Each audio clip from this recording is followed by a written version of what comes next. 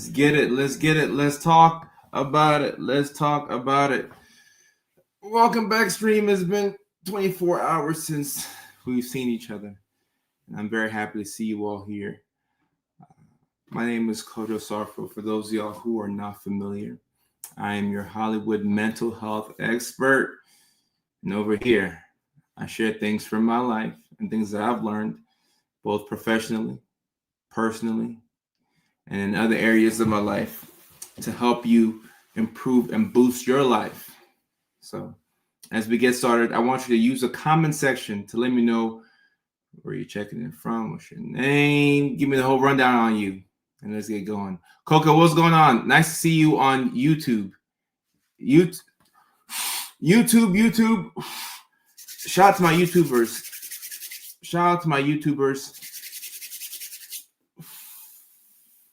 The YouTubers have been showing out. Normally we have more Facebookers, but the YouTubers have been showing out. Leilani, how are you? Thank you for being the moderator. We're aiming for about an hour on today's live stream. About an hour. I'm already an hour late, Nicky Ficky. But we're aiming for about an hour. I think this could be why I'm seeing a rise in my YouTubers. YouTube might be giving the notification out to my subscribers because I don't think TikTok gets it. I'm not even sure if Facebook gets it, but whatever systems that allow for people to get the automatic notification, cool. I know YouTube does this cool thing where you can watch me horizontally or vertically, because the majority of people are used to, they're used to seeing me vertically, from all the shorts. So I think that's, what people are accustomed to. Chris, we're really live. This is really live, and I'm really here. Oh, Rose, you got a notification on Facebook? So Rose got a notification, and she's on Facebook. Awesome. Marissa, I appreciate you. I like how Marissa spelled a little different too. I like different things. Okay, and for the title, I thought the title. Let me edit this title. Ways that I've self-sabotaged. I meant to put AuDHD in there as well. We have that in the title on TikTok because I want to tie this in to autism and ADHD. I want to tie it in. Let me say the changes right there. We just updated the title on Facebook. I'm not sure if the title will update on actual Facebook. And then let me update it on YouTube as well. And my hands are cold. I can't even feel my hands. Mickey Ficky. Juicy is accounted for on TikTok. Juicy said, that's why I'm here. Okay. Happy that you're here, Juicy. Let me go get a bottle of water for the water break that we will have at some point. Look at this bottle of water.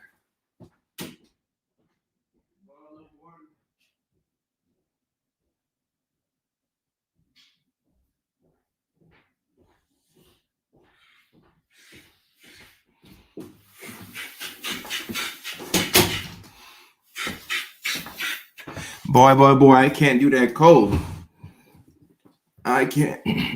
cold. Okay, awesome. Angel, I appreciate that. Thank you so much, Angel. Thank you so much. I try my best to be as handsome as possible. I work out mainly for mental health purposes. So that's why I work out. So that way I don't become more crazy. But a secondary benefit is so that I can look good naked. On Facebook, in your profile picture showed you were online. Okay. So you were already watching a clip. Okay, cool. This is very valuable information. I need to see how things look like for y'all. So thank you. The video is on YouTube because it's less stimulating. Oh, okay. I like that. Oh, we're starting off spicy tonight. I mean, we can. Neuro Spicy's gotta be spicy. That's what we do. Andy P, I'm happy that you're on and live on TikTok. Tim Go, I appreciate that. Thank you, Tim Go. Zay Hardhead on TikTok, I appreciate you. These are some quite the names. You didn't wear the gray sweats, did you? No. I didn't wear the gray sweats. I don't like wearing gray sweats in public. I want people to focus on whatever they're doing. So no gray sweats for me on live stream. No gray sweats in public. I want people to focus.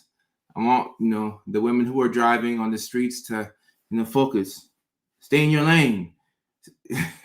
Stay in your lane. Don't be worried about the wrong thing. Don't be worried about the wrong thing. Stay in your lane. Julianne, at some point you probably subscribe to my live streams. I hope that's why you got the notification. I hope so. I love watching your videos with my son. He's 15, AuDHD. I'm pretty sure I am as well. Crystal, I appreciate you. My pleasure. My pleasure. And Jeanette, thank you very much. Great name, by the way. Great name. Great name. Are those pretty girls that be on your videos, are they your girlfriends at the time, or are they friends, models? Okay, so guys, I come from a small country in West Africa called Ghana. I'm not sure if y'all have heard of Ghana, but in Ghana, you are allowed to have 4 wives at the same time. Okay, as long as you can provide for all of them. You're allowed to have 4 wives. So I got a couple of wives, and they all get along with each other. Can you believe that? Do y'all believe that these American women are getting along with each other? Do y'all believe that? Of course you don't, because American women would not get along together like that. That only works in West Africa, and that only works in the 70s and 80s. Nowadays, the women in my country, they're American as well. They've been watching YouTube Shorts and Instagram, so now they have that American mentality where they want to be the only one. They want to be the only one. No, but the women in my videos, no, they are friends. They also are models. So they're models, but they're my friends. I just realized that they are models. But yeah, they are my friends, and the majority of them are neurodivergents. The next show in LA will be this Saturday. We're going to do a home show at the Comedy Chateau. So this Saturday it's the 7:30 p.m. show. So if you're here in LA, 7:30, come on out and see me at the Comedy Chateau. I would love to see you. I would love to see you. Yeah. But they're not my wives. They're not my wives. So it says poly is a thing, my dude. No, it is a thing. It is a thing. It is a thing. And we do have a Patreon, Svetlana. The Patreon, the link to the Patreon should be in the bio. And we have, let me pull this up. We have this right here. Because this is the late night show. Join my Patreon and email list. Link is in the description. I just feel like when I have this thing on here, the people's comments, yeah, whatever, we can leave it on there. But yes, I will post a link somewhere for the Comedy Chateau. A lot of the shows there happen to be free. So if you come, it's in North Hollywood. If you come this Saturday, look on my Instagram. My Instagram is where I announce everything. But if you come this Saturday, you will see that the shows are free. There's just a 2-drink minimum once you get to the club, but the shows should be free at the Comedy Chateau. And just tell them that you're there for Kojo. I appreciate you. Oh, the tie is dope. Who said that? Chris, thank you. Thank you. Tie is fine. Yay for neurodivergence. And someone said, I honestly can't tell if you have 4 wives or not. Well, in the words of Kanye when he won the Grammy, I guess we'll never know. I love the idea of 4 wives. I love it. I'll say that. Nah, in actuality, I'm not sure, but the idea, I love it. And Carrie on TikTok says, I love my guys from Senegal at work, though none of them have acquired extra wives yet. Yeah, you have to get the first wife, and then you have to make sure that she's okay with the second wife. Then you have to make sure that the second wife is okay with the third wife, and so on and so forth. It's kind of like having 2 kids. When you have 2 kids, you have to buy something for each kid, because if you just buy something for one kid, then the other kid's like, oh, I want a toy. So when you have 2 kids, you gotta make sure that both of the kids have something,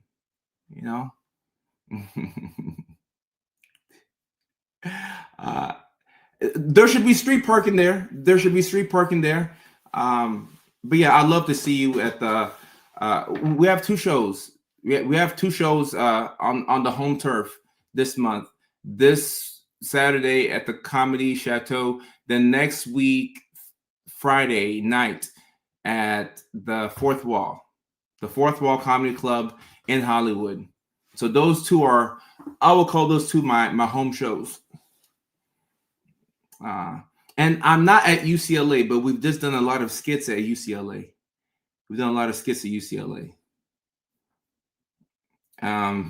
One woman is more than enough.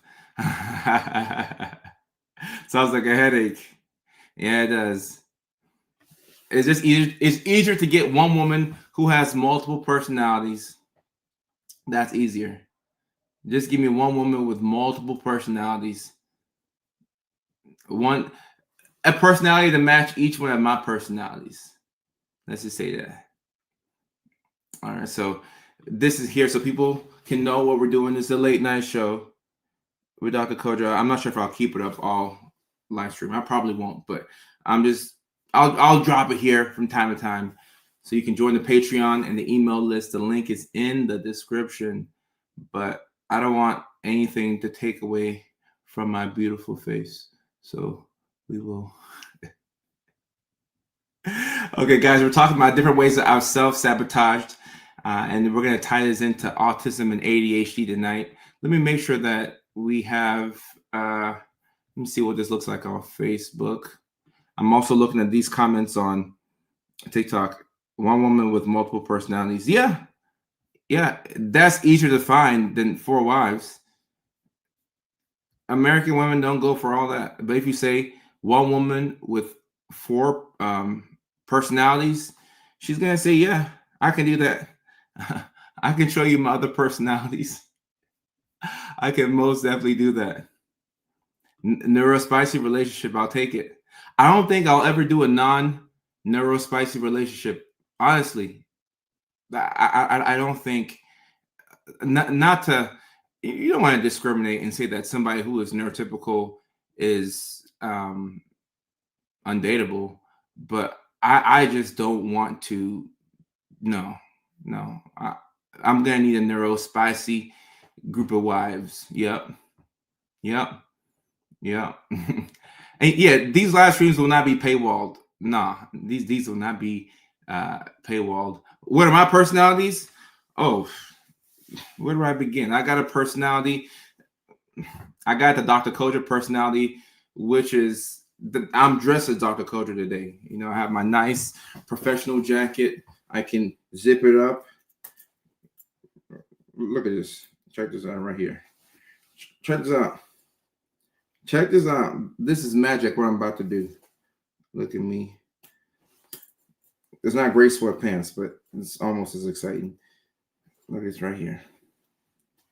This is if I know how to work these zippers. Come on now. Why does Sioux Supply make their jackets so difficult? Okay, there we go.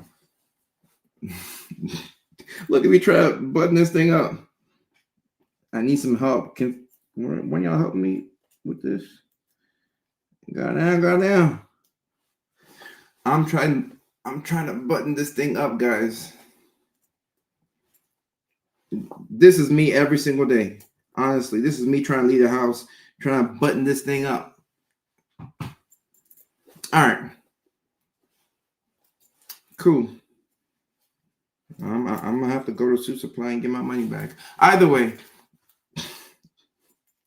my main personality is Dr. Kojo. All right, that's the personality that I protect the most.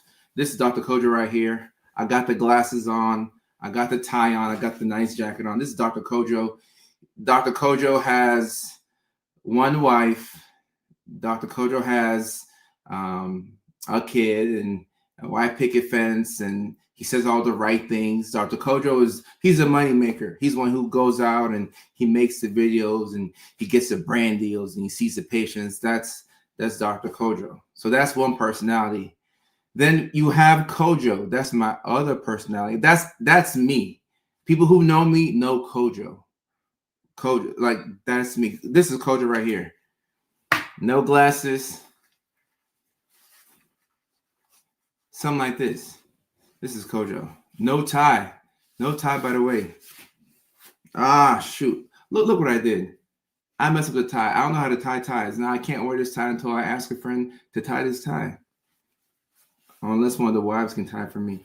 So, okay, because I messed this up right here, we will beat the Kojo personality tonight. This is Kojo. And normally Kojo would have a chain here.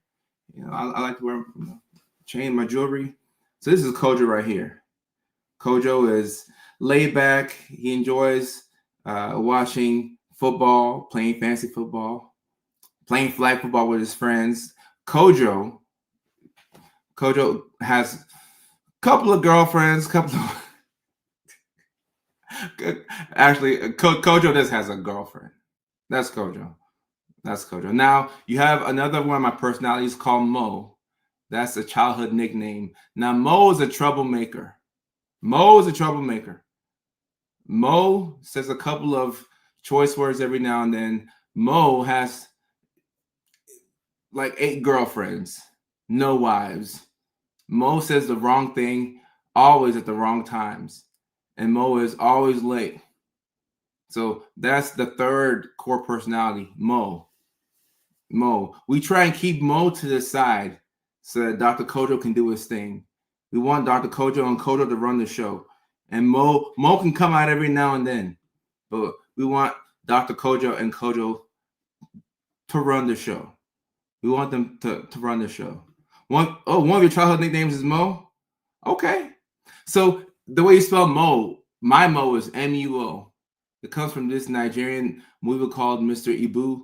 It's an old school movie that y'all probably don't know about. But yeah. And Cats, so I don't think that I have dissociative identity disorder. I don't think I have DID. I just have multiple personalities. Are you a right foot up, left foot slack? CL Bloodstone on TikTok. That's funny. That's funny right there. 8 girlfriends is a full-time job. 8 girlfriends is a full-time job. That's why Mo, we leave Mo at home most days. Mo cannot come out to play because no. Mo's out here looking for extra girlfriend. No. We want Dr. Kojo and Kojo to run the show. Yes, we're based in LA. Yeah, I gotta learn how to tie a tie. I'm not pretty good at doing that. I'm the male version of you. Okay. How many personalities you have? And Laura, you are in the right place. If you have ADHD and then you just got diagnosed with autism, you are in the right place. You are in the right place. How weak and how many of y'all, like, I love it when y'all don't know if I'm joking or not. That's amazing. That's amazing. I struggle to make one woman happy. I could never do 4 wives. I struggle to figure out what one woman wants. So 4, the idea of it sounds great, but man. Trying to make one woman happy is That's like 2 full-time jobs. Ain't no telling what you're gonna want. Make sure the side opposite the zipper pullers. Oh, well, I mean, it only works when I have the tie on, but let me see. Let me see if Leilani knows what she's talking about, or if I don't know how to zip this thing. Guys, see, this is a perfect example of my day-to-day life. I suck at all the small things. All the small things, like this stuff, is hard for me. But if there's an emergency or a car accident, or if there are 2 patients fighting at the psych hospital, I can de-escalate 2 aggressive patients at the psychiatric hospital with just my words. No Haldol, no Ativan, no Benadryl. I can de-escalate. I don't need no medications because this is what I do. This is what I do. Don't worry, women get. Oh, do y'all? Do y'all? Okay. Okay. Do y'all? Hey, it's a $400 coat now. This coat, $400. It costs too much. I can't tell my mama I be buying $400 coats. She's gonna get upset with me. She's like, Coach, don't be spending money like that. Leah, I hope to see you in Houston at the All Jokes Aside Comedy Club, April 26th. I hope to see you there. And that handsome guy in your photo, Leah, whoever that is, I hope to see him as well. I'll remember y'all. I will remember y'all. I will remember y'all. I have at least 5 sides. Okay. In the chat, drop a number to let me know how many personalities y'all have. How many personalities do y'all have? And General asks, what got me into comedy? Oh, comedy has been my antidepressant my whole life. I've always laughed my way out of situations. And when I first moved to LA, I lived like walking distance within the Comedy Chateau, which is where I'll be this Saturday. And I would go to the Comedy Chateau, and I would go 2-3 times a week to the comedy shows. And if I was dating somebody, I would take her to the shows. And then people were like, oh, do open mic. And then I did an open mic, and then I got sucked in. Oh, that's your husband? Well, all right. I would love to see you and Mr. Banks at the show in Houston. I would love to see y'all. I would love to see y'all. I would love to see y'all. And let me see. Leah has 2 personalities. 2 autistic. That's the reason I write poetry. Okay. Just 2. Okay. 3 personalities. Alejandro, 2 personalities. I have at least 5. Adrienne on TikTok says 3. Corey says 3. Miss TG, I appreciate you. Valeria says 3. Jada says 1, but have an alter ego. Polly says at least 3. Okay. Gerald says same, but I could never get on stage. Oh, yes. Being on stage is pretty hard. It's pretty hard. It's scary, but I like to run towards danger. I like danger. Every woman that I date is neurodivergent. Every woman I've dated is neurodivergent. After I did some research and I thought about it, I've never dated a normal woman. I'm sure the guys in this chat like, I've never dated a normal woman either.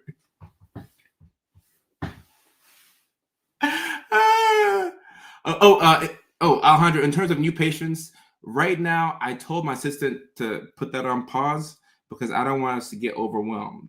What happened last year is I had 3 comedy dates set up. I had 3 comedy dates set up for Houston, Dallas, and Atlanta, and I burned out. And with my practice, I really wanted my dad, who's also in psychiatry, I really wanted him to work with me.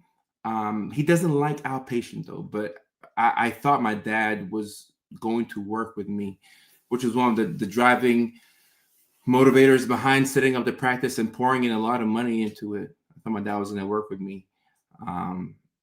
And this is not something that he wanted to do. And then I'm like, okay, I'm gonna overwhelm myself.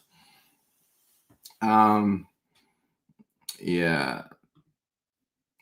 You see, love the stage, but fear people. Oh, then you got to do it. You got to do it. You have to run towards your fear. You have to run towards your fear. Run towards your fear. I haven't read my poetry on the stage, but well, Leah, you know what? Leah, you know what?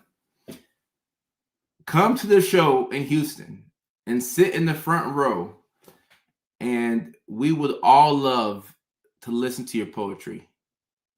So I have to make eye contact with you, but you and your husband come out to the show in Houston.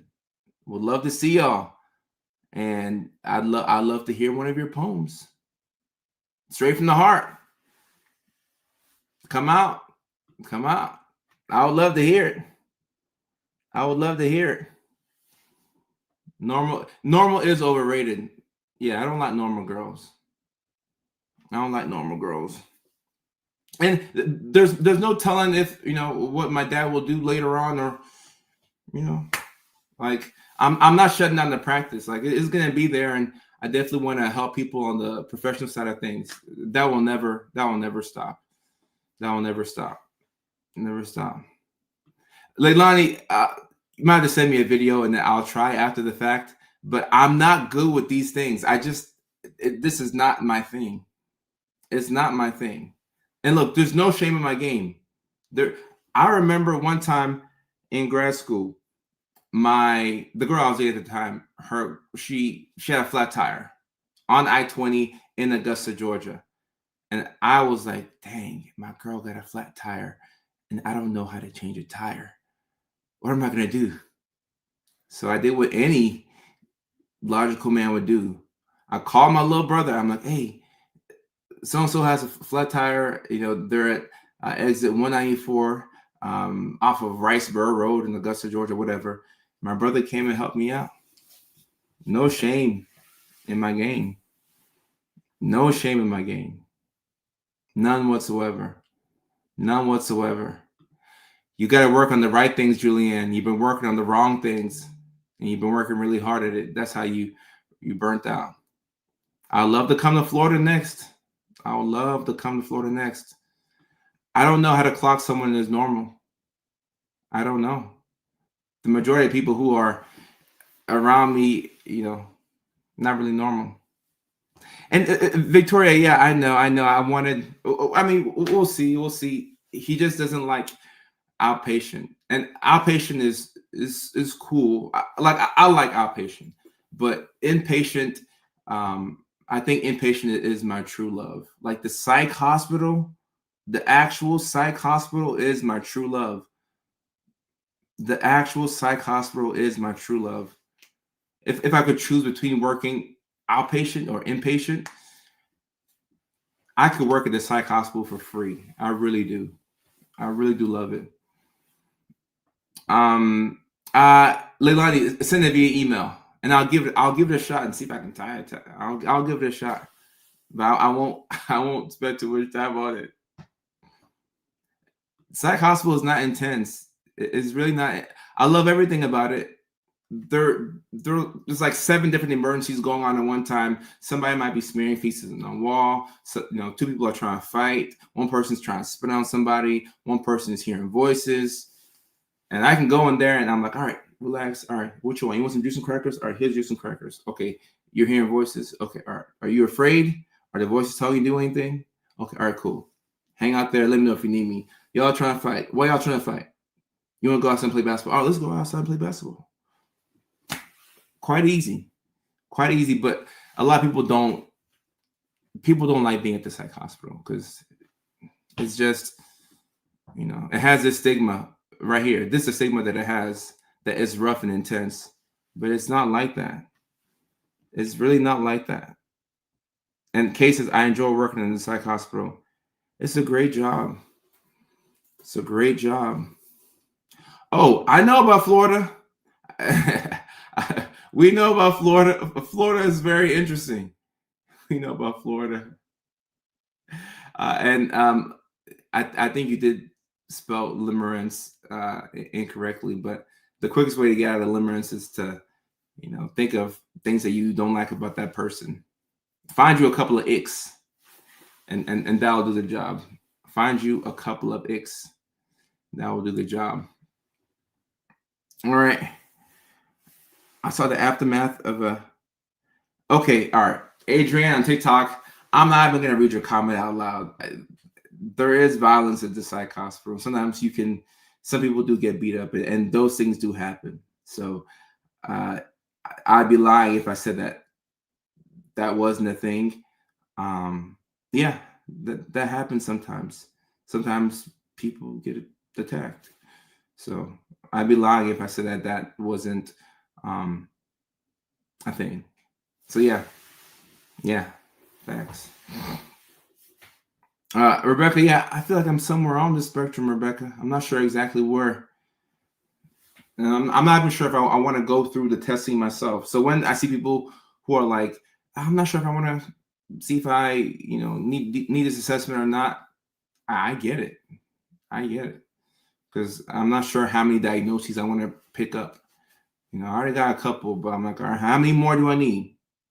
How many more do I need? Rebecca.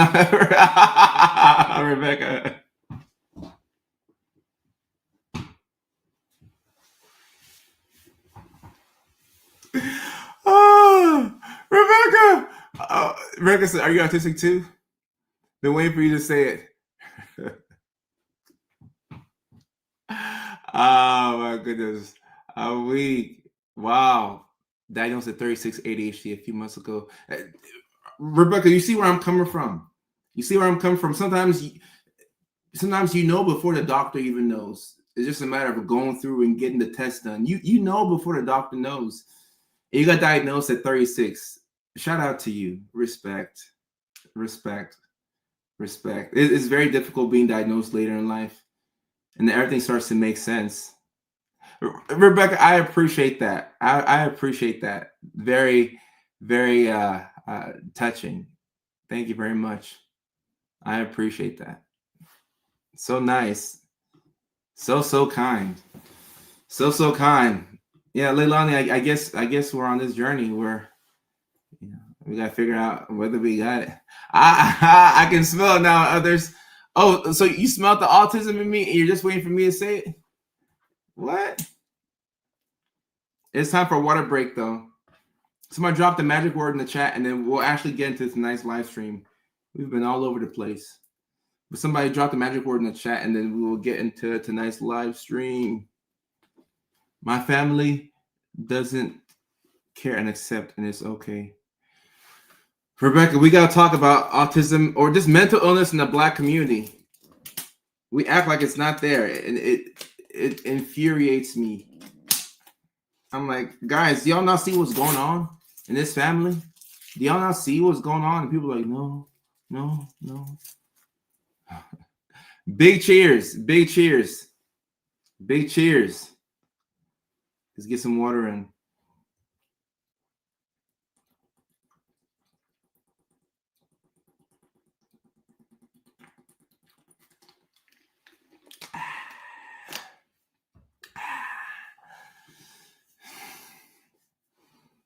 We're on the same wavelength, Rebecca. And Joyce says, both kids diagnosed with autism. Things about my husband that didn't make sense does now. It makes sense now, doesn't it, Joyce? All right, guys, so we're talking about self-sabotage, and this is ways that I've self-sabotaged. And I put autism and ADHD in there because I believe that if you don't have a fundamental understanding of yourself and you don't know how you operate and how you work, you will find yourself in situations where you'll self-sabotage. And with autism and ADHD, with both of them, with either one of them, but especially when you have both, there are a lot of things that are going to happen to you throughout the day that could throw you off center. Okay. So whether it's you running behind on things or you being frustrated because you don't know how to tie a tie, or you're struggling with the zipper on your jacket, or maybe you stepped in water with your socks, or maybe you can't find your keys. Isn't it funny how when we go to bed, we set all these alarms and we're like, all right, Set an alarm for 7:19 a.m. It's the most random and obscure times. And then you're calculating how much sleep you're going to get tonight. You're like, okay, all right, I need this. Okay, 7 hours of sleep. And then it'll take me this long to get to work. It's funny how you calculate all of that, but you don't calculate how long it'll take you to find your keys. You don't calculate how long it'll take you to get out of the driveway because you struggle with transition. So when you get in the car, instead of driving straight to work, in between you putting the address into the GPS and you actually going to work, you're looking at all these different things. You're looking at the Instagram reels that were sent to you last night. You're looking at a couple of TikToks. You're opening up a Safari browser on your phone. So many things happen to us. And what I'm trying to say here is that it's rare that we are ever emotionally centered. Something is always throwing us off at some point in time. Okay. And when you are not at a point where you can regulate your emotions, you're going to find yourself in a constant state of being stressed and overwhelmed. Your cortisol levels are shooting through the roof. And when you are this dysregulated, it's never a good time for you to make a decision. Okay. So anytime you have a big life decision in front of you, who I'm going to date, where I'm going to live, what I'm going to do for work, anytime you have a big life decision in front of you, the number one thing that you want to do, outside of praying and like talking to family, whatever, you want to make sure that you are as regulated as you could be. Make sure that you've eaten something. Make sure that you've gotten good sleep. I don't make decisions now unless I've slept that week. If I check my Aura Ring sleep score and it says that I've slept for an average of 4.5 hours this week, I'm not making any big decisions. Don't break up with that person. Don't get with this person. Don't go here. Don't go there. Don't quit this job. And I've self-sabotaged so many different ways. And I'm just now starting to learn that the undiagnosed neurodivergence is probably what did it. It's probably what did it. And I don't want to blame all my bad decisions on ADHD and autism. No, I'm not going to do that. I'm not going to do that. I'm not going to do that. And it's the Aura Ring. That's how I track my sleep. And there's other sleep rings that will, there's other things that will track your sleep. But the reason why I like the Aura Ring is because I can click the app and the app will tell me how much sleep I get and how much sleep, I've been averaging. And right now, if you look at my sleep, if you look at my sleep, total sleep for the week, my average is 9 hours and 51 minutes this week. That's really good. That doesn't sound like me. This year, my average is 7 hours of sleep a night, which is, damn near a record for me. And last year, my average was like 5.5 hours. It wasn't good. Sleep has been the big monster that I've been working really hard to slay. So, Aura Ring also does do O2 saturation, and this Aura Ring, I don't want to get sidetracked. I want to talk about the ways that I've self-sabotaged because that will help out a lot of y'all here. But I have one more thing to say about the Aura Ring. This Aura Ring is so good. It can get the O2 saturation. It can get your heart rate. I remember I was on a flight from Atlanta to Seattle with Alaska Airlines. And there was this 15-year-old girl who was having a medical emergency. She was having a hard time breathing. She had fallen down during a basketball game, and they were looking for medical professionals. So I paused, my Lil Wayne, and I'm like, all right, I can help, blah, blah. So I'm helping out this girl. So I take the seat where her dad's sitting. Her mom's sitting in the window, and then she's sitting in the middle. Now I'm sitting to the, to their left where their dad was sitting. And the equipment on this Alaska Airlines flight, like they didn't have, like I couldn't find an O2. I couldn't find, like they didn't have the right medical equipment that I wanted. So I took off my ring and I put this ring on this 15-year-old girl, and I'm measuring her heart rate and everything off of this Aura Ring and then the app. It was incredible. It was incredible. I thought that this thing right here, technology is quite interesting. It's quite interesting. And Leilani, we're at the 40-minute mark. My out will be an hour and a half. My out will be an hour and a half because I got to yapping. And I will say that the ways that I've self-sabotaged, I do have a video on Patreon where I get more in depth into this, but I'll just briefly go over the ways that I've self-sabotaged. All right.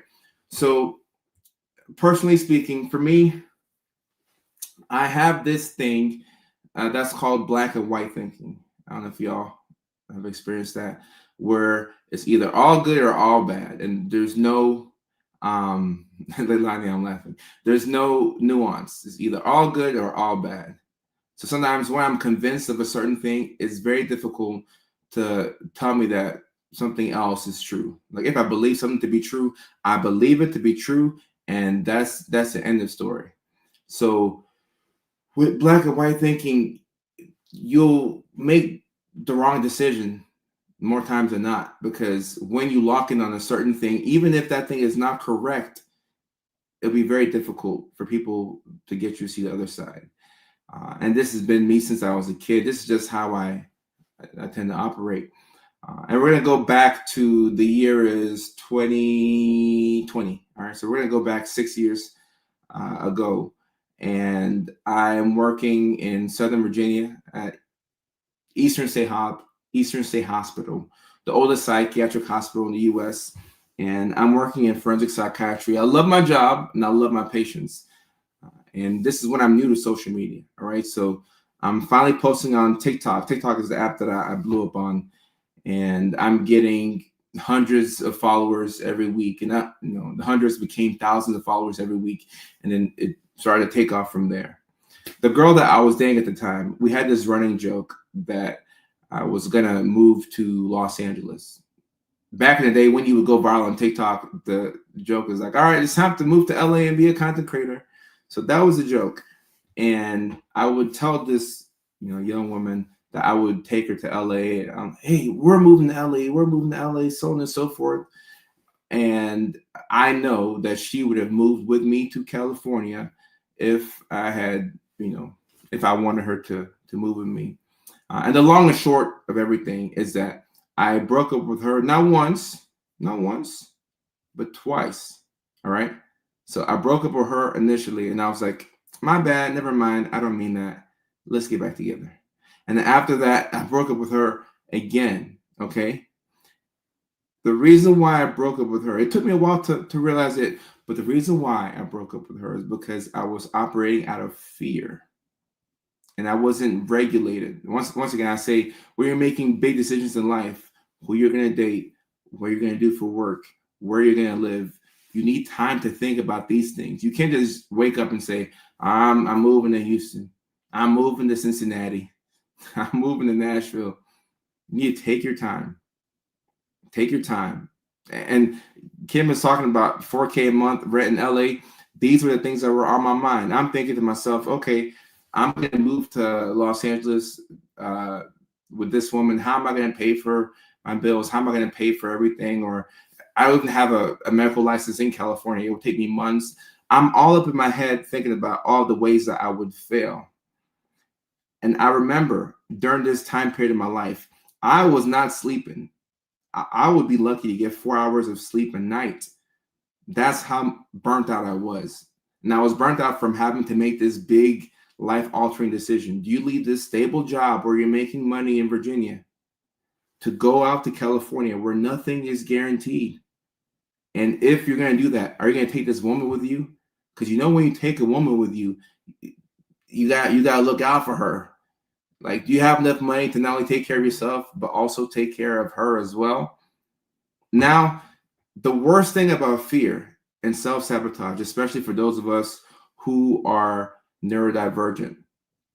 And Svetlana, if you're not able to subscribe to the Patreon, email us at info@kojosarfa.com, and then I'll get my assistant to hop on it. But for those of us who are neurodivergent, one thing that he realized is that on top of the lack of sleep and being dysregulated, that we tend to operate out of fear and we play small. Like we never tend to aim big because we don't have a lot of confidence in ourselves. And the lack of confidence comes from you not doing what you told yourself you were going to do. You know how you make a plan and you say, I'm going to do all these things today, but no, today comes and then you do nothing. You make a plan for tomorrow, then tomorrow comes, you're like, nah, I don't want to do that. So we lack faith in ourselves. So I'm thinking to myself, okay, you're going to move from Virginia to California with this woman. What money?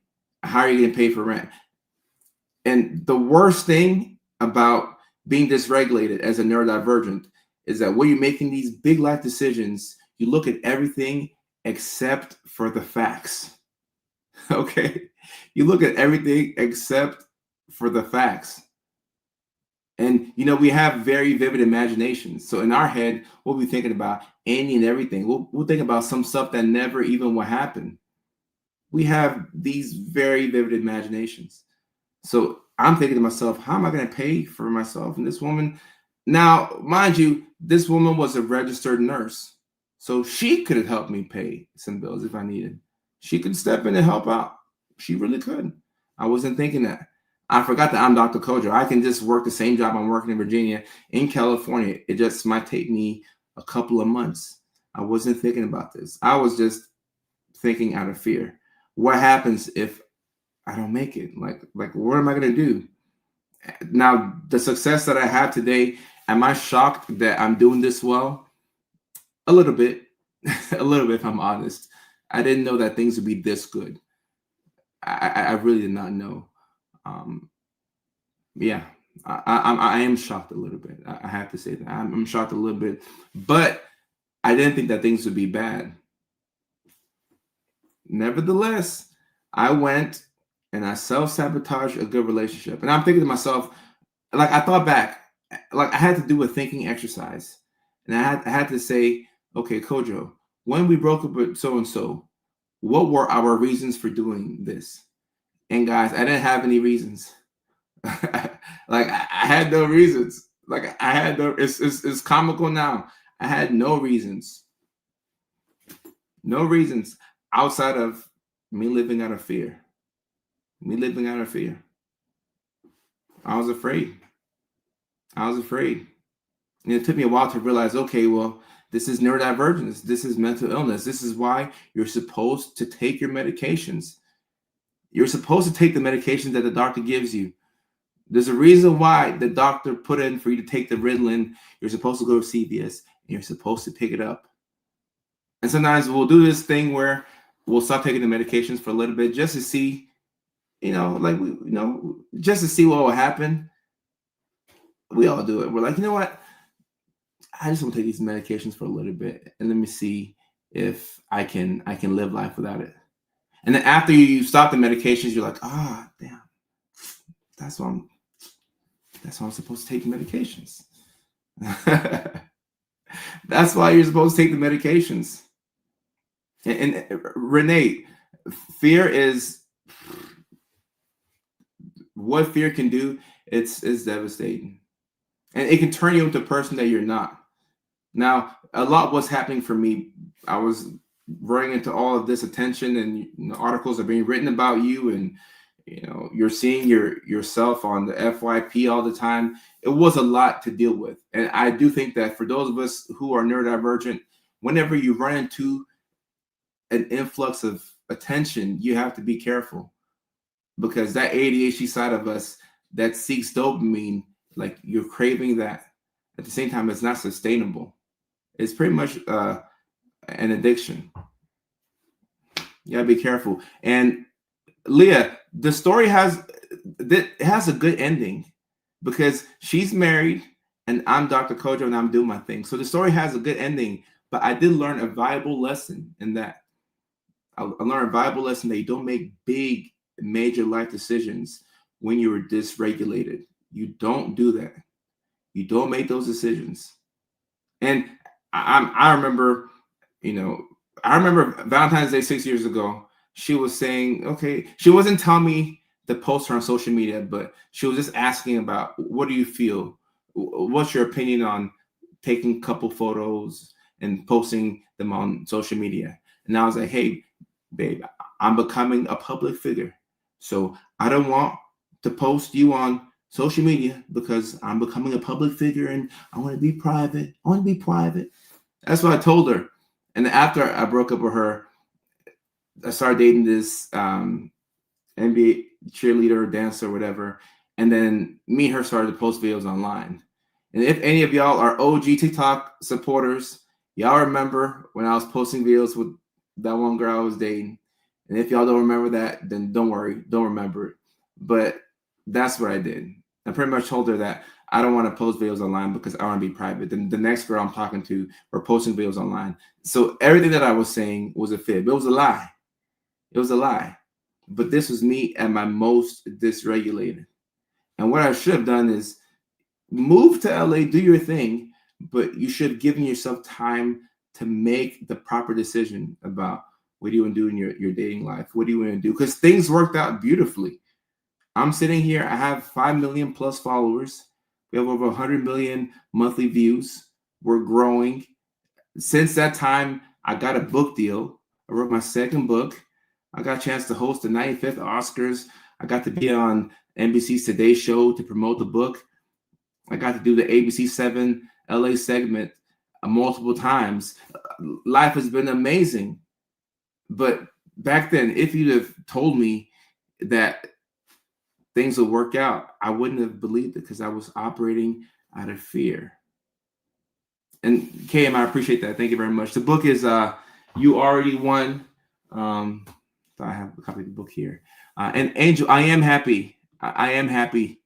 I'm happy now. But I had to get past all that guilt because for a long time, I had a lot of guilt. And the fear persisted in my dating patterns. Because what I did after that is I moved to LA. Okay, yeah, you're a star, whatever.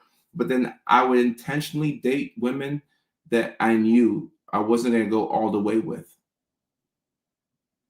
Like I still had that fear within me.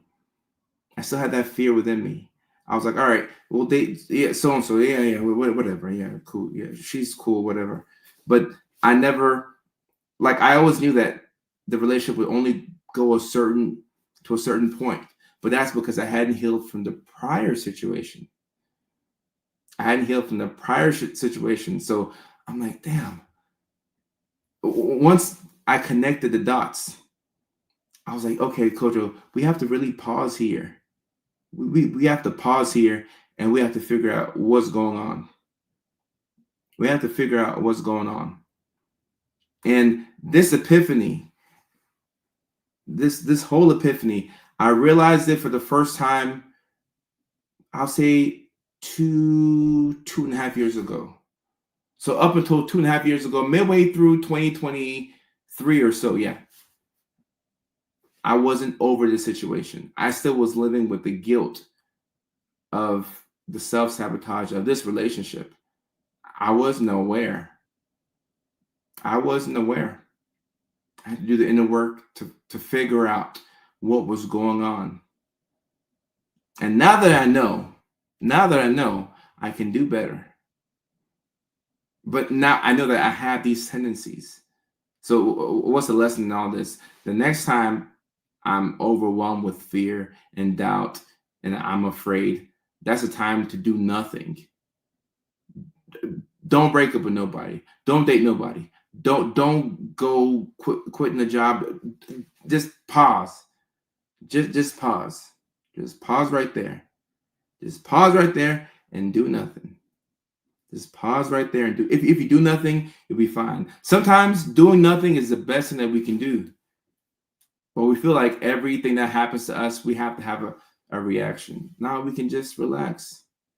Doing nothing is underrated.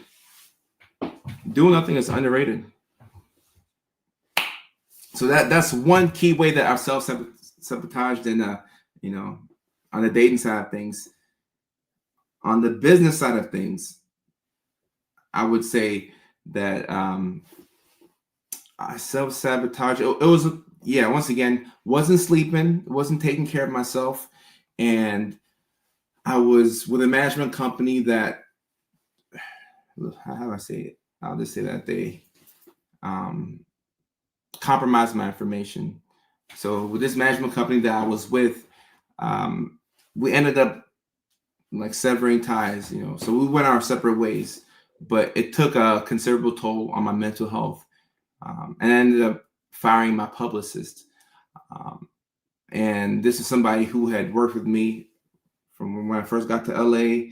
Worked with me through the Oscars deal, worked with me through me being on the Today Show, so on and so forth.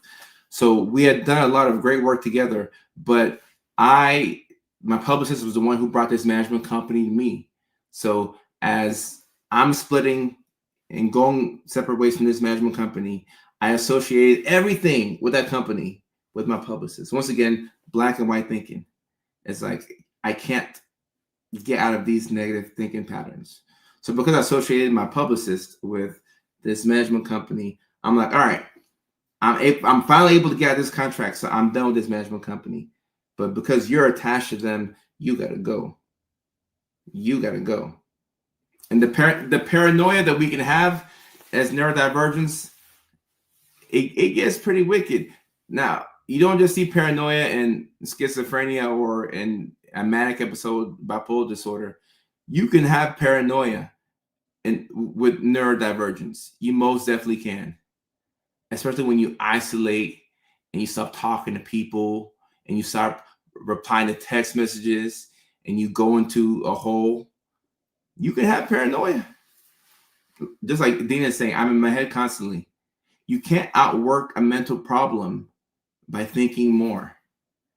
But you feel like if you think more, you can outwork the problem. No, you can't do that. You can't out think a mental problem. You have to get up, meditate, do something, but you can't be in your head. You can't be in your head. No, the paranoia can get really bad. It can get very bad.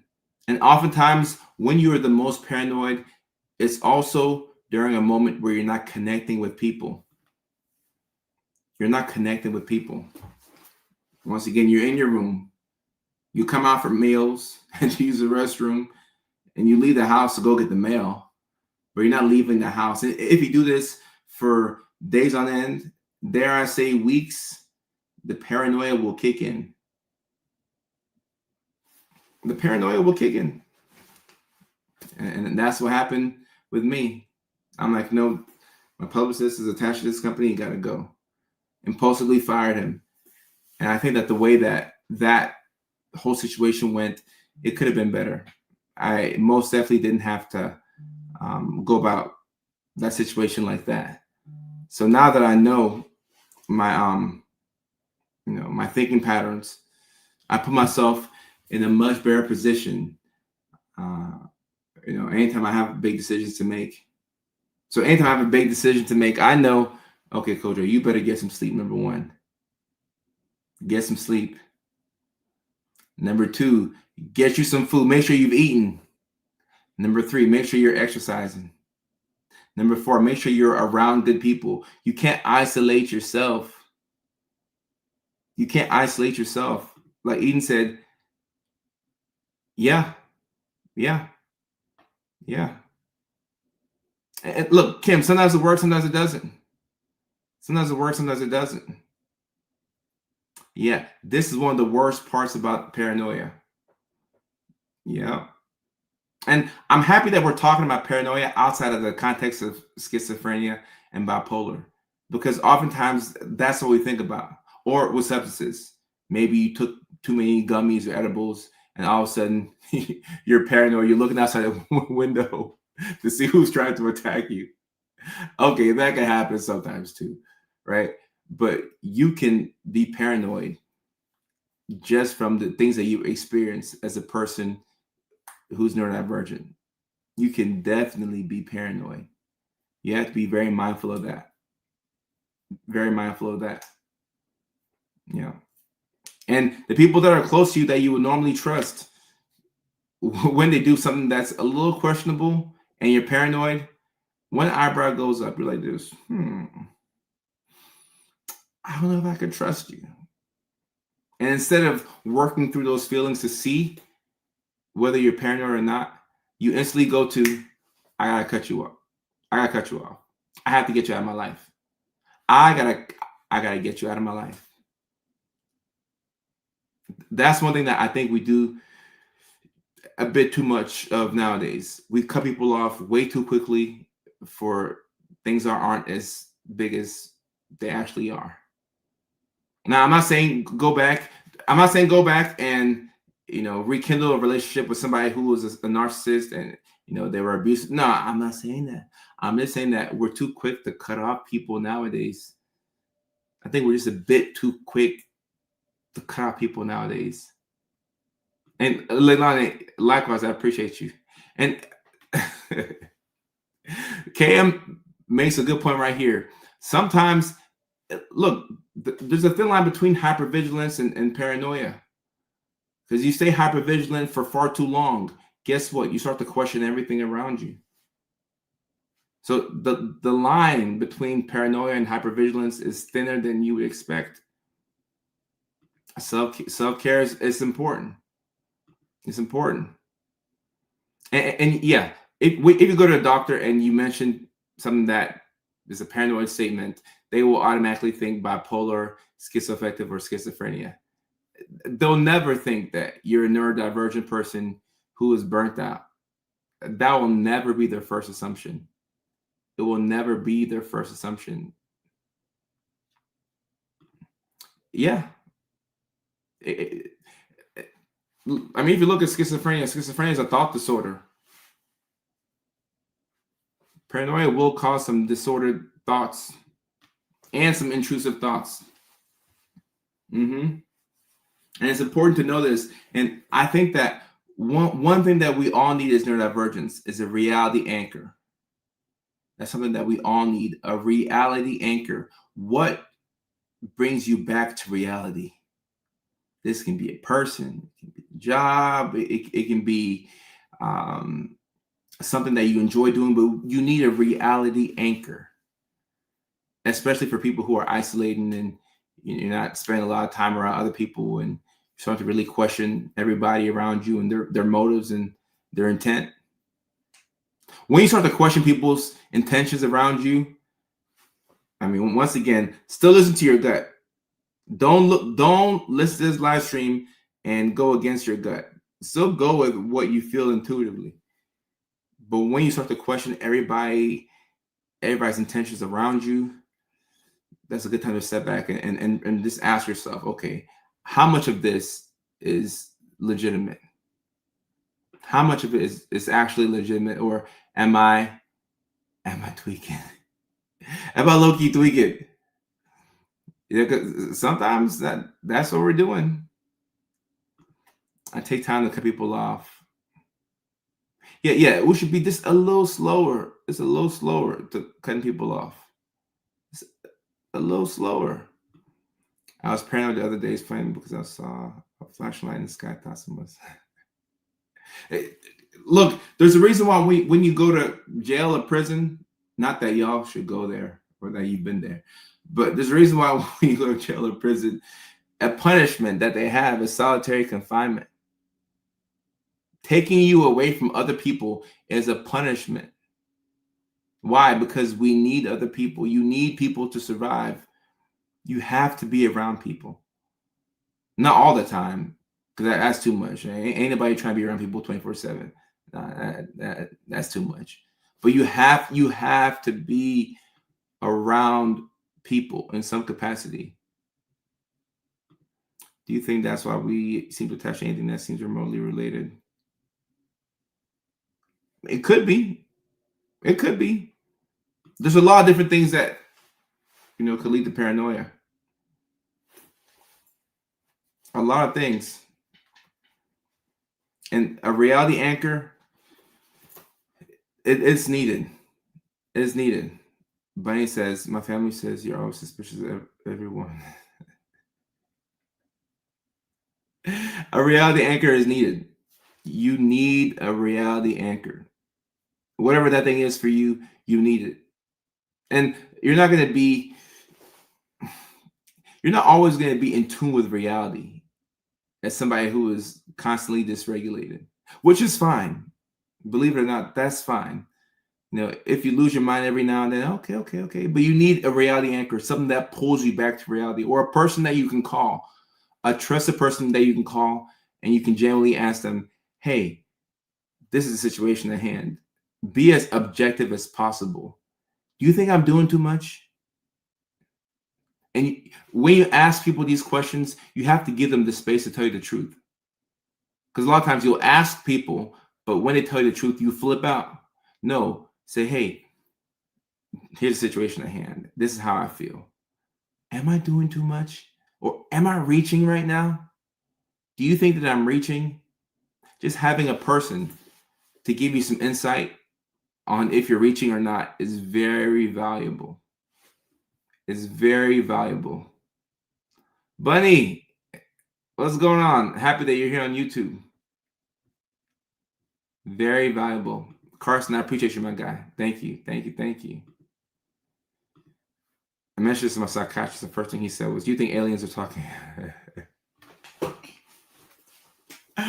Okay, look. Now, y'all know I'm a big fan of psychiatry and talking to your psychiatrist.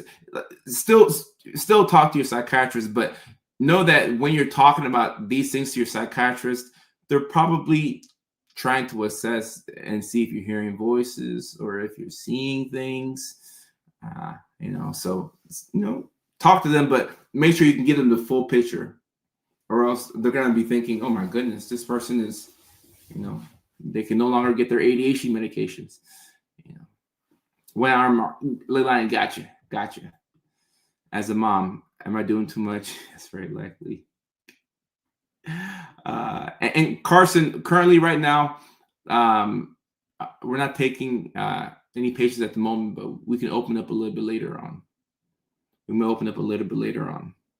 Some psychiatrists are just not familiar with neurodivergence. Is that what you're trying to say, Aaron? Coco, shout out to me. Unless your psychiatrist is neurodivergent, I just don't see them, looking out. But it's not intentional. It's just some things have to come from lived experiences. I think for me, like I've self-sabotaged so many times. And also, these two examples are just two ways that I've self-sabotaged. Breaking up with somebody impulsively before moving across country, and firing my publicist because I felt as if he was associated with some company that did me wrong. Those are just two ways that I've self-sabotaged. If I had to sit down and think about it, I could think of 30, 40 ways. There's been multiple ways that I've self-sabotaged. So when I have a patient in front of me, I'm able to pull from that experience and I'm able to use that to help. So I had to self-sabotage so that way you don't have to. I had to mess up so you don't have to. Oh, Carol, I think you're probably you just probably came on and you missed the first part. But to answer your question, what I do is I get into negative thinking patterns, and I feel as if I have to get space. So normally I do the whole breakup thing, and then maybe we'll get back together later on. But normally I break up impulsively, and then go on to another girl, and then the pattern continue. The cycle repeats. But now that I'm catching wind of this, doing a little bit better.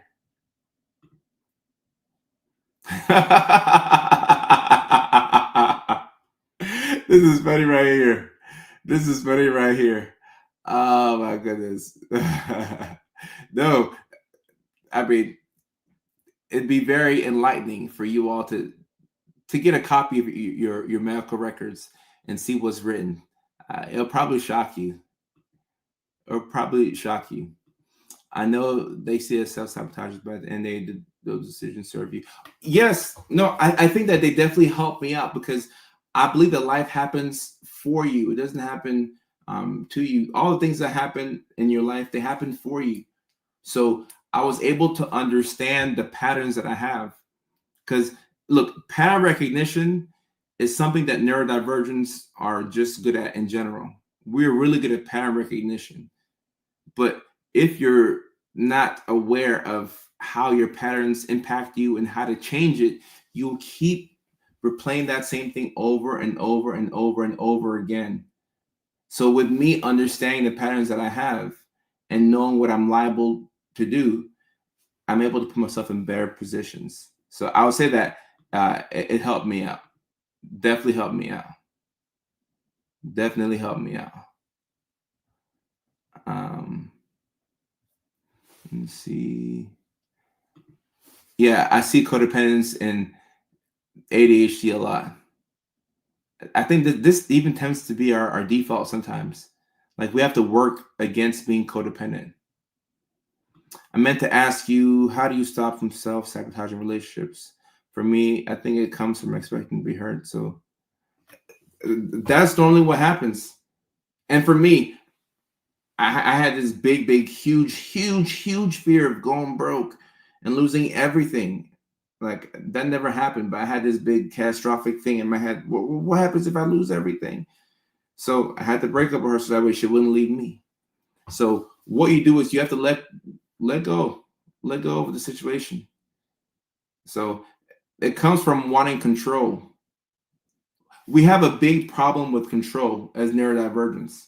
We feel like we have to be in control all the time. We want to be autonomous as much as we can be in. We do need autonomy. We need that. But you can't control every single thing. You can't control every single thing. So you have to let go. And letting go means that you could be hurt. Now don't expect to be hurt, but you could be hurt. You could be hurt. So what's considered fearful avoidant? Oh, I'm definitely avoidant. Not fearful. I guess you could say that, but my attachment style is definitely avoidant. Definitely. And one thing about avoidance, you know that avoidance and anxious people go together.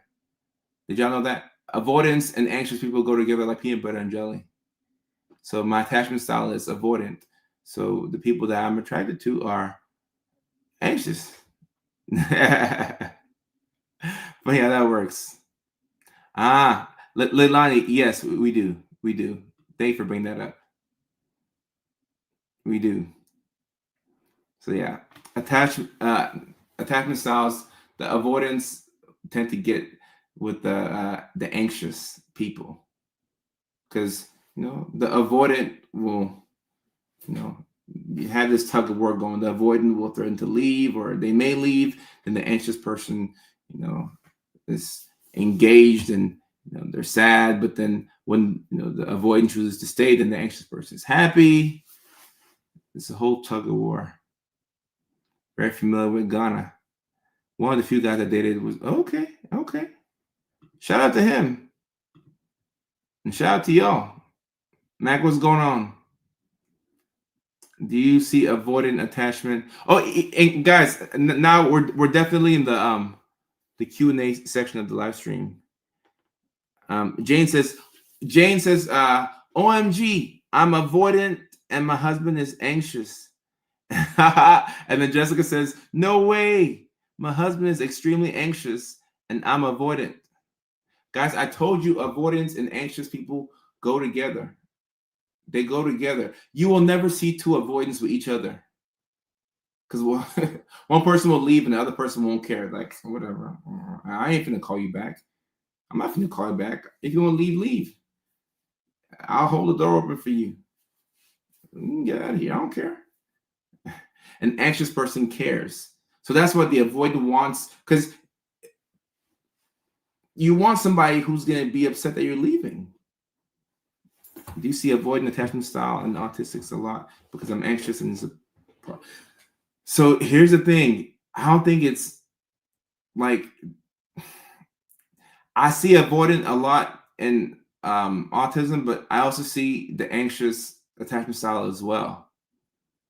I've seen it both ways, Melissa, to answer your question. I've seen it both ways. So you can be both. right? And you can be more of one than the other.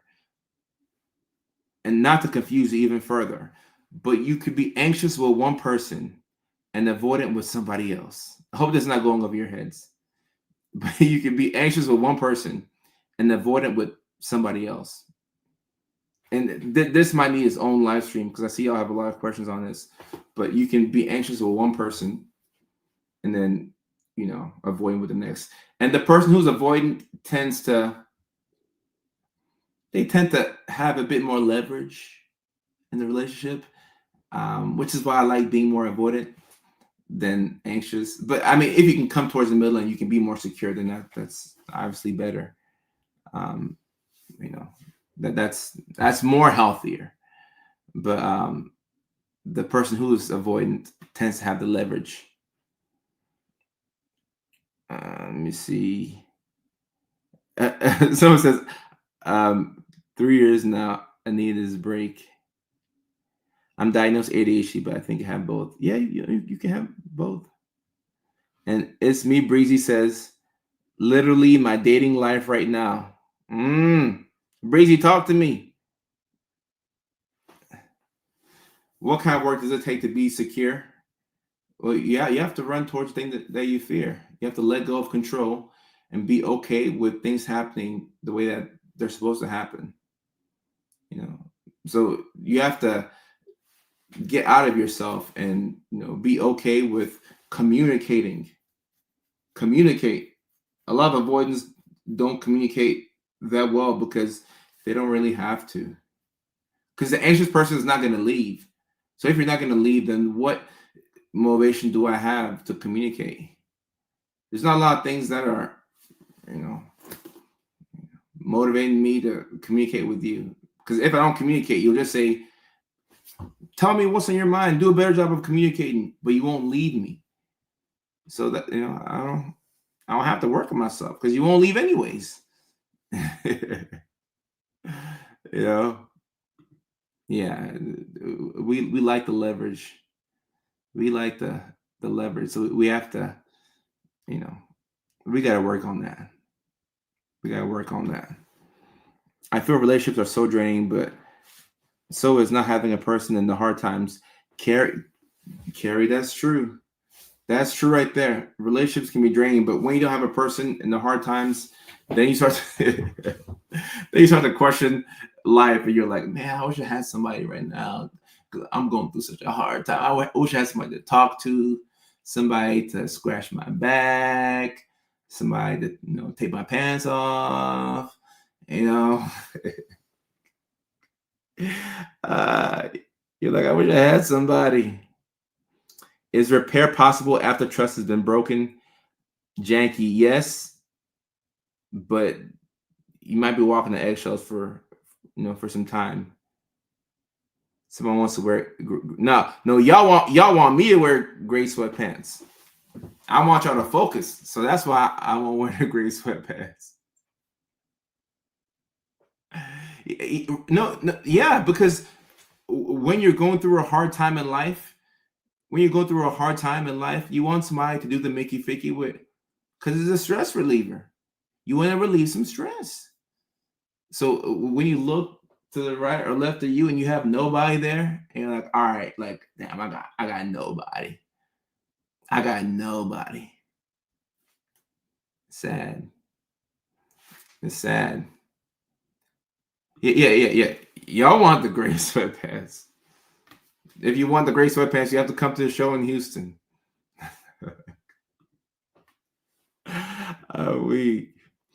If the Mickey is fickying. That's funny. If the Mickey is fickying, I'm weak. I'll be walking on eggshells, or he will. So, Janky, the person who betrayed the other person will probably be walking on eggshells. So if he betrayed you or whatever, then he might be the one that's walking on eggshells because he's trying to earn your trust back. And then if the situation is the other way around, then vice versa. Nashville, the day after my birthday, I expect them. Oh, Nashville's my hometown. Oh, Houston is April 26th. Link is in the bio. Link is in the bio. Come to Canada. All right, next time I come to Vancouver, I'll wear the gray sweatpants. Can you be anxious around family but avoiding with romantic relationships? Yeah, for sure. And Jackie says, I'm afraid to trust him again and get hurt, but I love him. When has love ever been enough? Love ain't enough. I'm not saying that you shouldn't get back with him, but you can't live in fear. You can't live in fear. You either do it or you don't.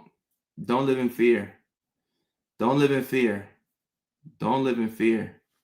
When I come back to Augusta, Georgia, I'm not sure, but I got family there, so maybe a week. Not a week, but maybe in a month or so, just to see family. I'm not sure, but I love to do a show in Augusta. I just hate that I become insatiable when it comes to Mickey Ficky sometimes. I think it has something to do with ADHD because I just want to. So I've made a video about this. It's on my YouTube, and YouTube is where I have my longer form content. For those of y'all who like the longer form content, I know that y'all used to seeing me in shorts and vertical, but for those of y'all who like the longer form content, I made a video on YouTube. Let me see what it's called.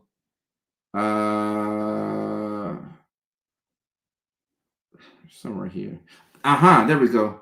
The shocking truth about ADHD and sex. I made this video about a month ago. So with ADHD, sometimes you'll have Laura, I see your comment. I'm weak. Sometimes you'll have moments where you want a lot of the Mickey Ficky, and then moments where you don't want it at all, which would be very confusing to your partner.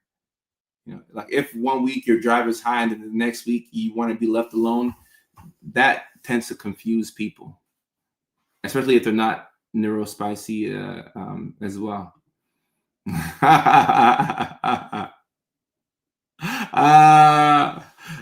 I'm like, somebody gotta tie my tie. I can't tie a tie. I can't tie a tie. None of my 4 wives are here. What do I do? What do I do? How do I share that link? Let me see if I can share that link. Copy. Let me see if this works like that. Oh, it works. It works. Boom. Okay. So the link that I shared right now, obviously this link does nothing for y'all just seeing the words and stuff here, but the link to that video is the shocking truth about ADHD and sex. So yeah. Let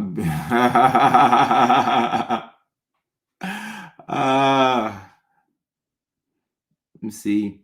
Worst is during the day. Worst is during the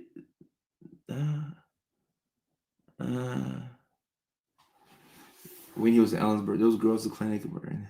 I don't know if the girls in the clinic were because I'm very professional. I'm very professional. I don't know what goes on at the clinics. I'm always professional. I'm always professional. Salt Lake City. Okay. I love your short videos, Aaron. I appreciate that. They were like that too. Oh yeah.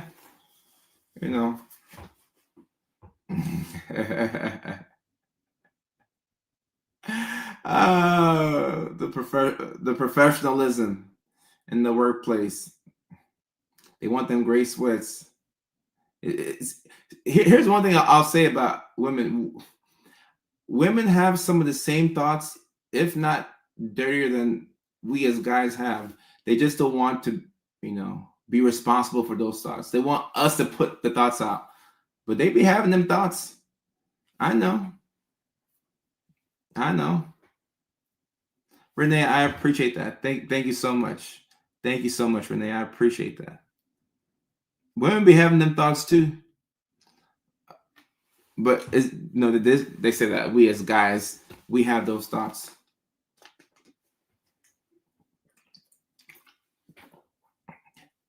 No, that's facts right there. Summer shares is exactly correct. We are shamed for it. That is most definitely true. Maybe things will change, but some things tend to not change. And women are shamed for the thoughts that men are able to regularly express. Like guys and guys will be canceled for having dirty thoughts, and women will be shamed for it. So as guys, if I'm hanging with the guys, David and Kevin, and the fellas, if I'm hanging with the boys, what we do is we look around to see who was there, and when the coast is clear, then we're like, damn, you see Shawty, she thick. Oh, we lose our minds. So we can do that. Women have to read those fantasy novels or whatever, because you will be shamed. It should not be like that. But women will be shamed. So you have to read like books and stuff.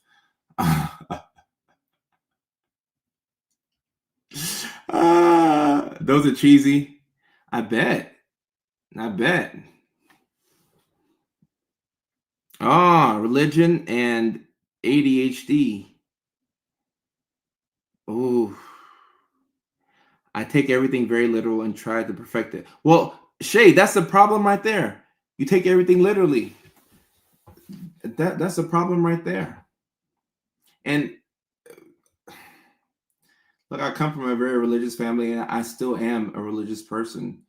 I'm not perfect by any stretch of imagination. I'm a religious person. I mean, if you see me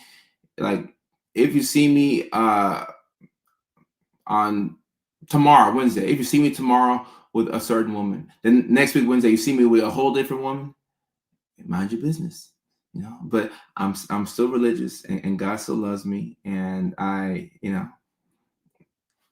have ADHD.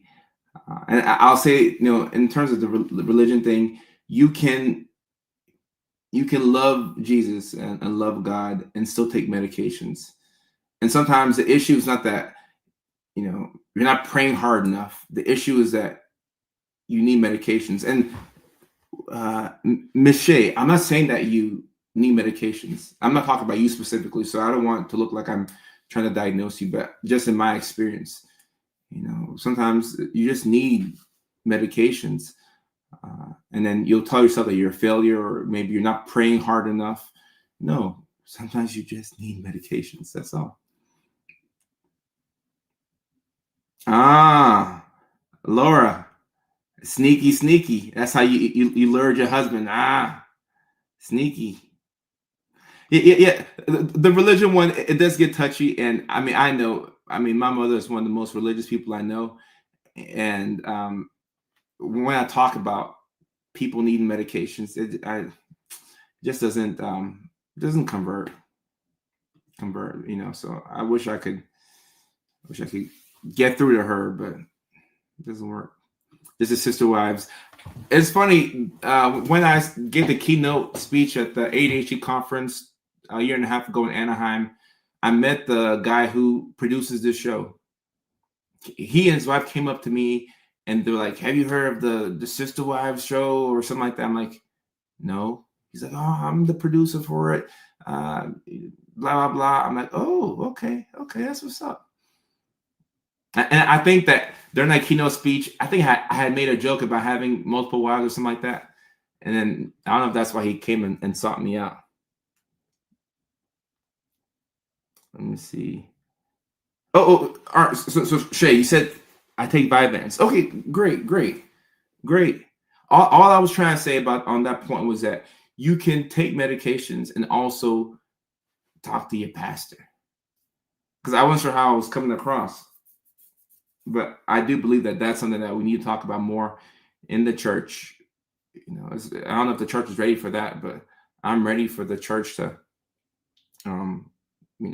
have this conversation. Dr. Chapman, how are you? Okay, I'll go through and I'll look through the DMs. I might look normally I look through my DMs whenever I'm flying. That's when I get a chance to go through everything and see what's up. Yes, yep. You can take medications and also talk to your pastor. Facts. Facts. Facts. I'm trying to have sister husbands. Okay, sure. You can have sister husbands. How many husbands do you want? You want a husband to pay the rent, and then you can have a husband to pay the bills, and then you can get a third husband to talk to, and then I'll be the fun husband. There you go, sister husband. There you go, sister husbands. And Chase says, I agree. I was unmedicated 5 years because I was told I could pray my. See, the ADHD in the church. That's its own live stream right there. That is its own live stream right there. Because some people in the church will tell you that you can pray the ADHD away. But guess what? How can you pray the ADHD away when you can't focus long enough to do the prayer? You sit down and pray and you keep getting distracted. Now God can't hear you. God is saying, take your Vyvanse so I can hear your prayer. God can't even hear you because you're not taking your Vyvanse. So God wants you to go CVS, get your prescription, take your Vyvanse, and then come back and pray. And then God can hear you clearly. But God said, hey, take that Vyvanse because you're praying, but I don't know what you're talking about. So God wants you to take the Vyvanse so he can hear your prayers. That's what God's telling you. Go to CVS. God wants you to pray. Summer Share says, I'm poly. I'd like a quad to. I don't even understand the rules of the poly stuff. I don't understand the terminology. But one thing that I do believe that the Polynesian community does very well is the concept of compersion, which is essentially, to my knowledge, not being jealous. I really like that. I really like that. Give me my third husband. How many husbands do y'all have? 90-minute mark. Okay, all right. Leilani, we'll do 10 more minutes and then I'll be off. And I'll let my assistant John know too.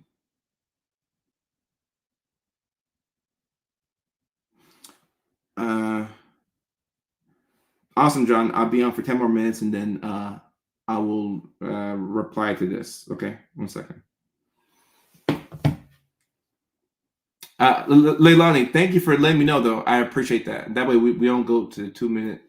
That's 2 hour mark. Yeah, I mean, that would be my. If I had to give a talk at a church, which I mean, I could do that. I could do that. I could do a talk at the church, and most definitely not in gray sweatpants because it's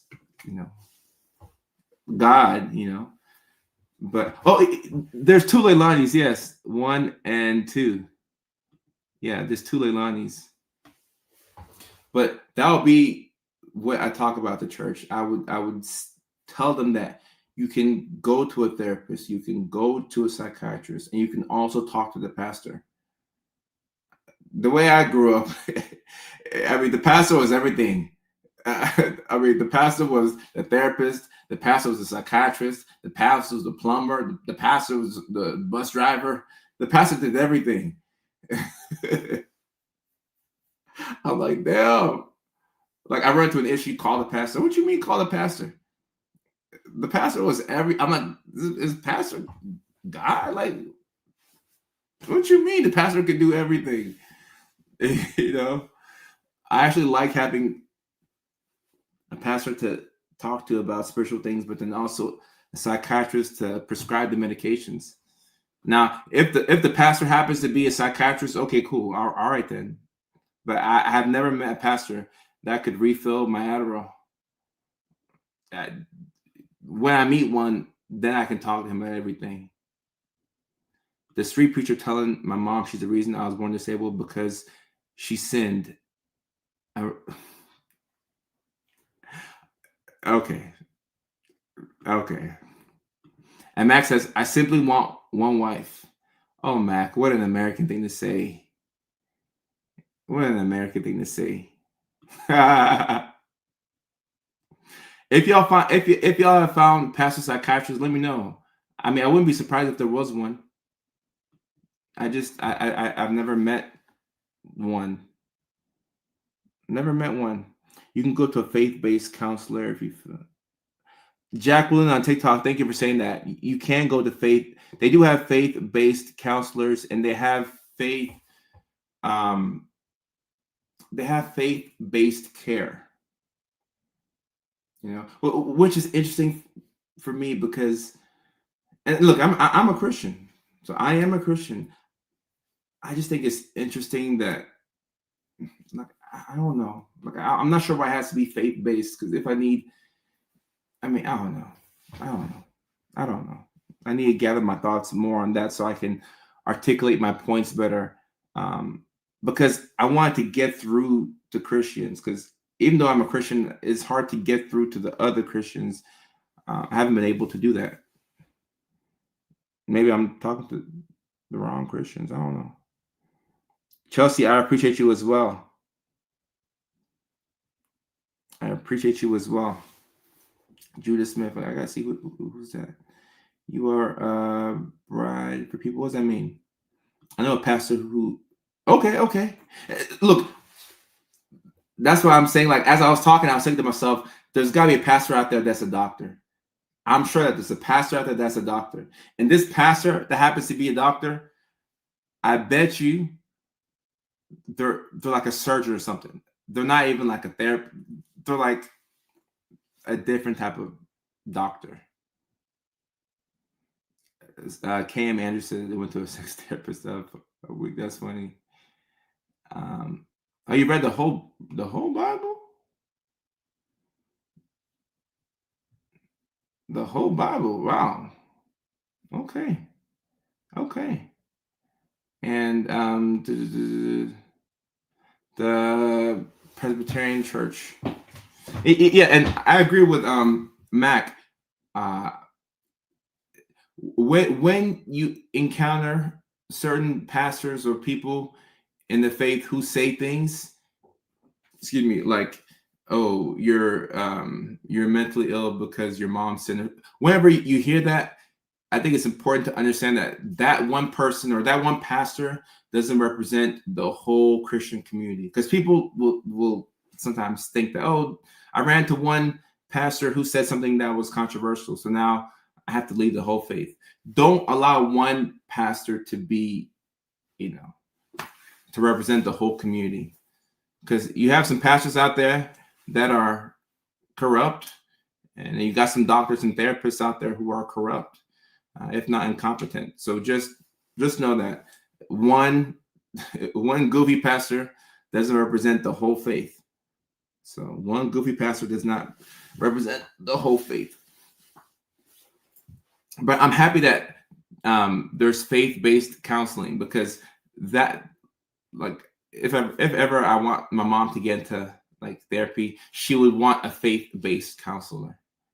If my counselor or my therapist is faith-based, yeah, I wouldn't mind. I wouldn't go to them because they're faith-based. I'll go to them because they have some good tips and tricks on how I can manage my AuDHD and all my other issues. But if they happen to be faith-based, cool, great. But some people really want the therapist to be faith-based. So I do think that we need some faith-based therapists out there, because they can connect to people in ways that the other therapists can't. Shay says, I like a mix of faith-based and trauma-informed. Okay. And Breezy said, I'm glad you're live. I just posted a video and it's getting so much backlash. Breezy, don't listen to those people. Kelly says, I want mainly just neurodivergent friends. They're cooler and to unmask.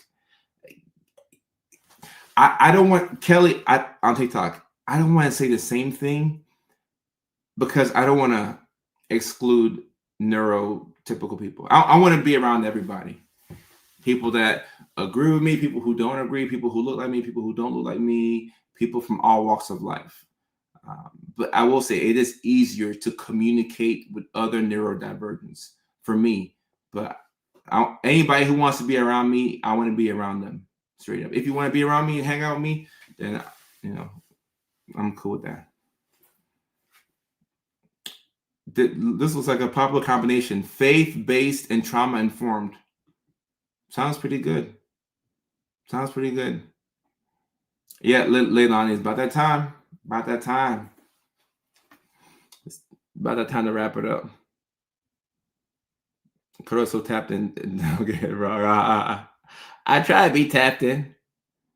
I try to be tapped in. Oof. I believe neurodivergent people were meant to run impacts. I believe so as well. I believe so as well. And that's why a lot of times you're not a basket case. You're just in the wrong area. You're just hanging with the wrong people. You're just in the wrong environment. Mac, all right, Mac, you're my brother in Christ. Okay, Mac. Your vibe attracts a tribe. I agree with that. And with this comment on the screen, this is a good time for Renee, Miss Renee. May God bless you as well. I appreciate that. This is a good time to mention the shows that we have coming up. We have 2 shows right now coming up. We have a show in Houston, Texas on the 26th of April at 8 p.m. I hope to see all my people from the Woodlands, all my people from Katy, all my people from all parts of Houston. Houston's an hour away from Houston, and there's 2 airports there. It's very confusing. So I got to make sure that my assistant gets things right. I don't want to fly into Hobby when we're supposed to be at Bush and vice versa. We'll figure out the logistics, but we will be in Houston on the 26th of April at the AuDHD Comedy Club, and I can't wait to see y'all there. I'm assembling the Avengers of Comedy. Okay, I'm assembling the Avengers of Comedy. So every comedian that you see that night will be neurodivergent. And after their set, you're going to guess what mental illness they have. No, I'm kidding with the last part. I'm kidding. But every comic that y'all see will be neurodivergent. So we'll have the Avengers of Comedy. So that's April the 26th in Houston, Texas at the All Jokes Aside the Comedy Club. Apparently, the capacity for that club is 150 seats. So let's fill it out. Let's pack the room with neurodivergence. And hopefully you come and not just watch the show, but meet some friends. And hopefully you can meet some friends and some people that are in your city that have similar backgrounds to you. They may not look like you or talk like you, but hopefully you can make some friends. And maybe you might even, might meet a romantic partner. Who knows? Love could be in there. I don't know. Love could be in there. I don't know. Love. If you're a single neurodivergent and you're confident enough to come up on stage, come on stage. You might find your person in Houston. If not, we'll post a clip on TikTok. You might find your person. So you got to come through. If y'all sell it out, I'll wear some gray sweatpants. If y'all sell it out, I'll wear gray sweatpants. You gotta sell it out though. Sell it out. That's a promise, but you gotta sell it out. And so Carrie says Nashville, May 31st at Zany's, day after my birthday. Wear your gray sweats. So here's the thing with Nashville.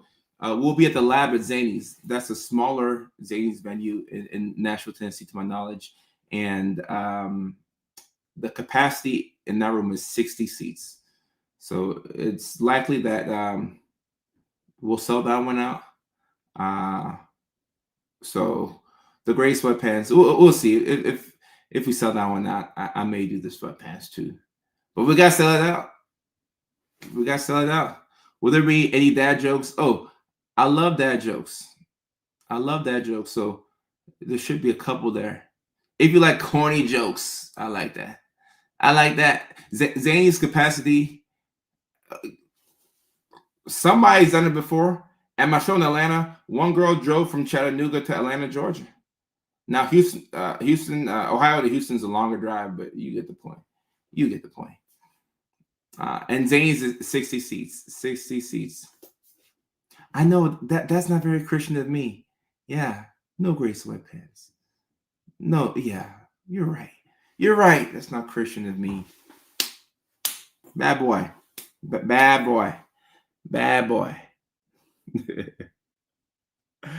I'm driving from Chattanooga to Nashville. I appreciate that. Thank you very much.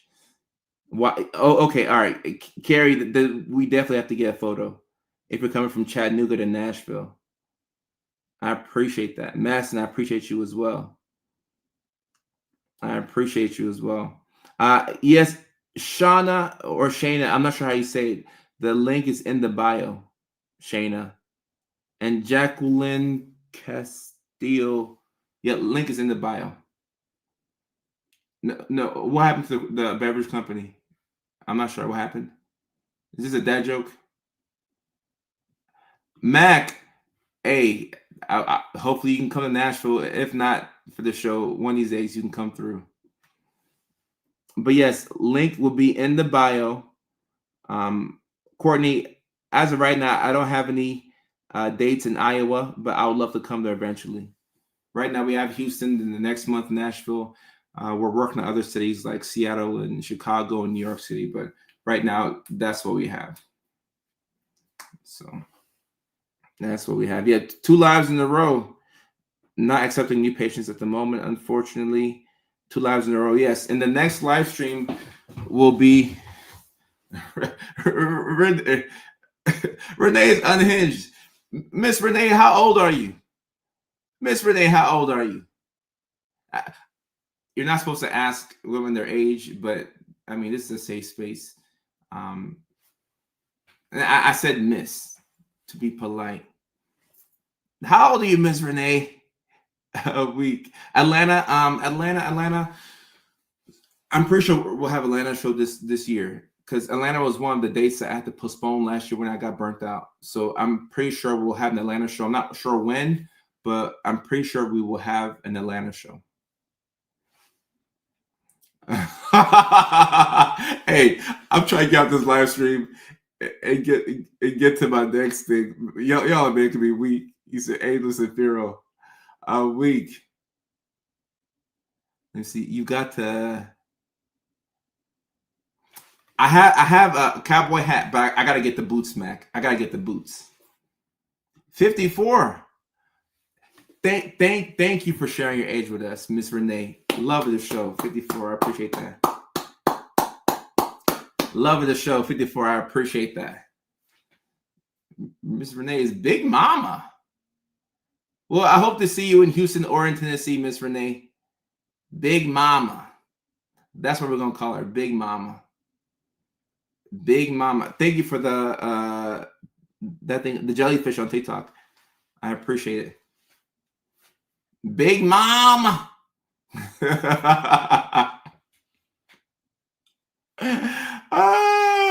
Big Mama. But you know, 54 is not even young. I'm old. It's young.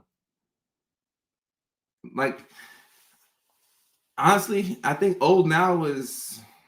I'm gonna offend somebody. Older now is. Older starts at 75. 75. Oh yeah. She doesn't look 54. Miss Renee, take good care of herself. Oh, Leilani said, I gotta go. Yeah, I gotta go. Before Miss Renee tackle me, I gotta go.